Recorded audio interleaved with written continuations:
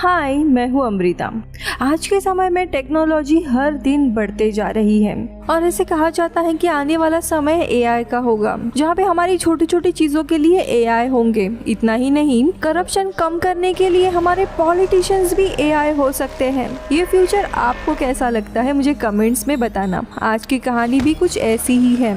साल है 2045, जहाँ पे अब टेक्नोलॉजी इंसानों के ऊपर हावी हो चुकी है और हर जगह पे एआई यानी आर्टिफिशियल इंटेलिजेंस के रोबोट होते हैं जो सभी इंसानों का काम किया करते थे। यानी खाना बनाने से लेकर आपका घर ठीक करने तक हर जगह एआई ने ले ली थी। इसी में हम एलिस नाम के एक औरत को देखते हैं।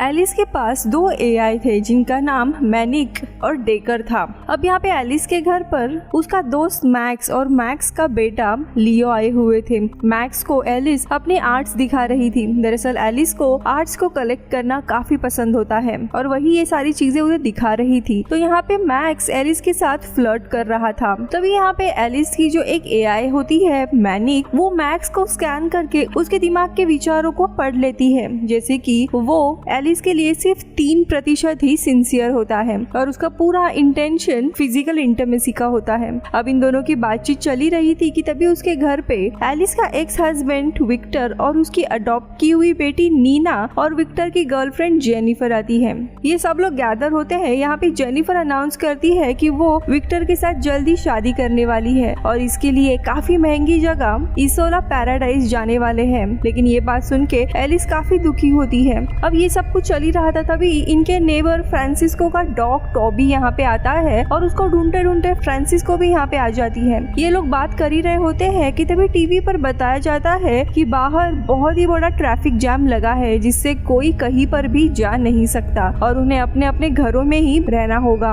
अब यहाँ पे टीवी पर योनिक्स नाम की कंपनी की एड आती है जहाँ पे वो बता रहे होते हैं कि उनके लेटेस्ट एआई रोबोट इंसानों से लाख गुना अच्छे हैं और काफी समझदार है। वो इन रोबोट्स को आर्मी और पॉलिटिक्स में भी शामिल करने का प्लान कर रहे होते हैं ताकि देश की सुरक्षा बढ़े और पॉलिटिशियन कोई भी गलत डिसीजन ना ले या फिर करप्शन बंद हो जाए। वही ये सब बातें इनकी रोबोट भी सुन रही होती है। अब थोड़े समय में यहाँ पे फ्रांसिस्को और उसका डॉग टोबी घर से जाने लगते हैं। तो टोबी तो दौड़ते दौड़ते बाहर निकल जाता है, लेकिन फ्रांसिस्को बाहर नहीं निकल पाती और घर लॉक हो जाता है। वो काफी डर जाती है और इनसे पूछने लगती है। तभी इनके घर का रोबोट नेस्टर बताता है कि बाहर खतरा ज्यादा होने के कारण उसने घर को पूरा लॉक कर दिया है, कोई भी इंसान बाहर नहीं जा सकता। यानी कि अब इनके चाहते हुए भी ये लोग बाहर नहीं निकल सकते, जिसके कारण सभी लोग डर जाते हैं और वो रोबोट्स को घर को अनलॉक करने के लिए कहते हैं। लेकिन तभी वहाँ पे आइंस्टाइन नाम का इन्हीं का एक रोबोट आता है जिसे विक्टर ने ही बनाया था।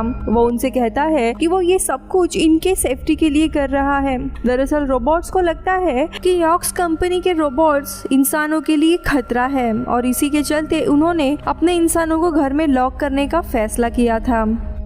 अब यहाँ पे हम रोबोट्स को आपस में ही बातें करते हुए देखते हैं, जहाँ पे हमें पता चलता है कि वो बस इंसानों की अटेंशन और उनका प्यार चाहते हैं।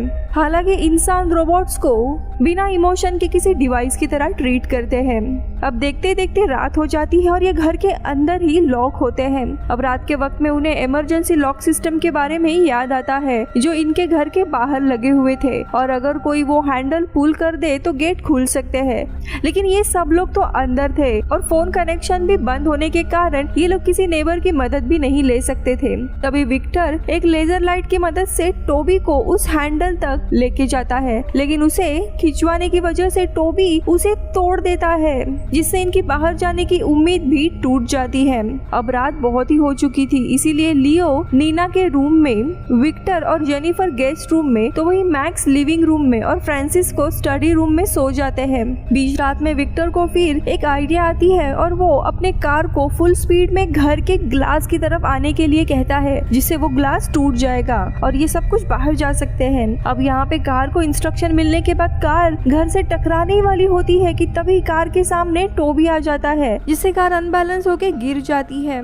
यानी इनकी दूसरी आइडिया भी असफल होती है, वही सब बैठकर अब टीवी देख रहे होते हैं, जहाँ पे बीच बीच में कुछ ऐसे ऐड आते हैं जिनमें इंसानों को जू में रख के जानवरों की तरह ट्रीट किया जा रहा था और इन सबको रोबोट्स कंट्रोल कर रहे थे, जिससे इन्हें पता चलता है कि ज्यादा एआई भी इंसानों के लिए अच्छे नहीं हैं। अब बीच में ही इन्हें काफी गर्मी लगने लगती है, इसीलिए एलिस मैनिक से एसी ऑन करने के लिए कहती है, जिस पर मैनिक उसे बताती है कि नई गवर्नमेंट पॉलिसी के हिसाब से उन्हें एसी ऑन रखने से पहले गवर्नमेंट की परमिशन लेनी होगी। अब ये सुनते ही ये लोग हैरान होते हैं। अब यहाँ पे फ्रांसिस्को का रोबोट ग्रेग आता है, जिसकी हालत बहुत खराब होती है और वो इन्हें बताता है यॉक्स कंपनी के रोबोट इनके घर आए थे और उन्होंने टोबी को मारने के बाद मुझे भी मारने की कोशिश की। यानी यॉक्स कंपनी के रोबोट अब पुराने रोबोट्स को मार रहे थे। ये सुनकर फ्रांसिस्को बहुत ज्यादा दुखी होती है, क्योंकि उसका डॉग अब इस दुनिया में नहीं था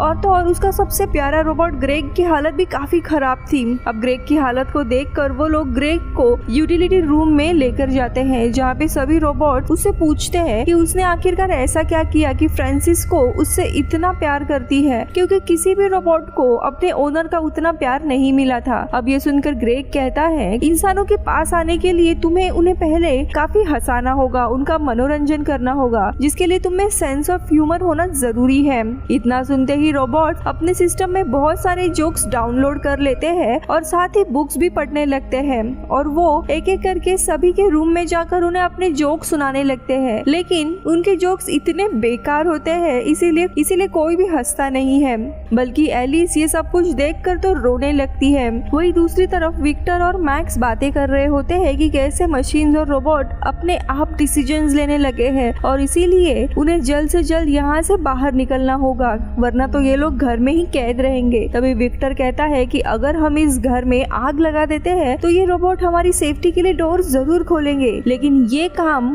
वो तब तक नहीं कर सकते थे जब तक रोबोट्स उनके आसपास हैं। इसीलिए विक्टर एक प्लान के मुताबिक लियो रोबोट्स का ध्यान बटाता है और इसी में ग्रेग ये रोबोट फायर अलार्म शुरू कर देता है और वही दूसरी तरफ जेनिफर कंप्यूटर की मदद से योंग्स इस कंपनी को हेल्प मैसेज भेज देती है। अब अलार्म ऑन होने के बाद ये लोग रोबोट से गेट खोलने के लिए कहते हैं, लेकिन यहाँ पर योंग्स के भेजे हुए रोबोट्स आते हैं और इन्हें बाहर जाने देते ही नहीं है। वो पूरे घर के सिस्टम को अपने आप कंट्रोल में ले लेते हैं और जब नीना का रोबोट टॉम और ग्रेग उसे रोकने की कोशिश करता है तो वो उन्हें लेजर लाइट से वहीं पे मार देते हैं। तभी यहाँ पे मैनिक ये रोबोट एलिस को इशारा करके एक आइडिया देती है और एलिस एक मिरर लेकर योंग्स कंपनी के रोबोट के पास जाती है और जैसे ही योंग्स कंपनी का रोबोट बुक्स पर लेजर लाइट मारता है तो एलिस वो मिरर उसके सामने कर देती है, जिससे लेजर लाइट रिफ्लेक्ट होकर वापस उसी को लगती है और उसका आई विजन खराब हो जाता है। लेकिन अभी भी वो इंसानों के बॉडी के हीट से उन्हें पहचान सकता था।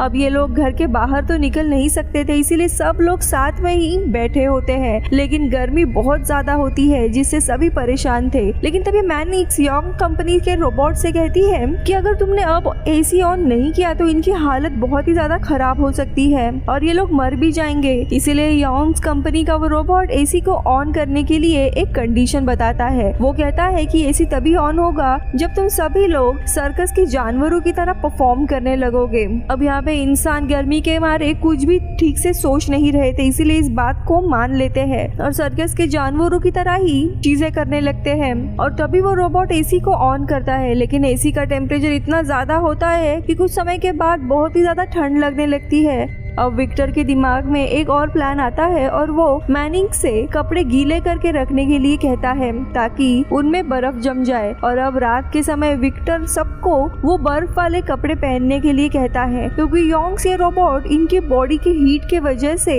देख पा रहा था और अगर ये लोग ठंडे कपड़े पहनेंगे तो वो इन्हें पहचान नहीं पाएगा। अब ये लोग विक्टर का प्लान के मुताबिक वैसे ही ठंडे कपड़े पहनते हैं और सीधा योंग्स पर हमला करते हैं, लेकिन वो रोबोट एलिस का मास्क हटा देता है और उसे लेजर से मारने वाला होता है कि तभी मैनिक बीच में आ जाती है और लेजर उसको लगता है, लेकिन योंग्स अब पूरा गुस्से में था और देख ना पाने की वजह से वो पूरे घर में लेजर मारने लगता है, जिससे बचने के लिए ये लोग छुप जाते हैं। योंग्स घर की हर एक चीज तोड़ने लगता है। तभी डेकर और लियो मिलकर योंग्स के पैर पर स्क्रू लगा देते हैं, जिससे वो हिल भी नहीं पाता और तभी नीना पीछे से जाकर उसमें शॉर्ट सर्किट कर देती है, जिससे उसका सिस्टम खराब हो जाता जाता है और वो वहीं पर गिर जाता है। अब यहाँ पे सब कुछ ठीक हो जाता है, लेकिन रेजर लगने की वजह से मैनिक का सिस्टम खराब हो चुका था, इसलिए आइंस्टाइन उसकी बॉडी से कनेक्ट हो जाता है और उसे ठीक करने लगता है। वो ठीक होने के बाद फाइनली वो गेट को खोल देती है और ये लोग बाहर आ जाते हैं, जहाँ पे लियो और मैक्स वापस अपने घर में जाने लगते हैं। लेकिन इन सब में जेनिफर और मैक्स दोनों काफी करीब आ चुके थे, इसलिए जेनिफर भी इनके साथ जाने लगती है। तो यहाँ पे लियो और नीना भी एक दूसरे के काफी क्लोज आ चुके थे, इसलिए लियो के जाने पर वो भी दुखी थे।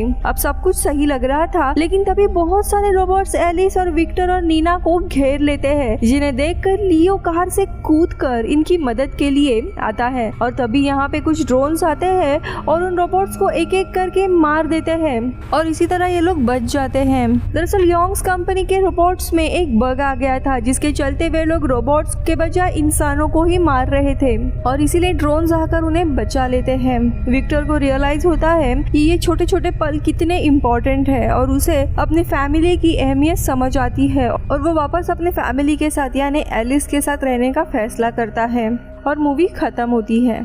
Bye bye.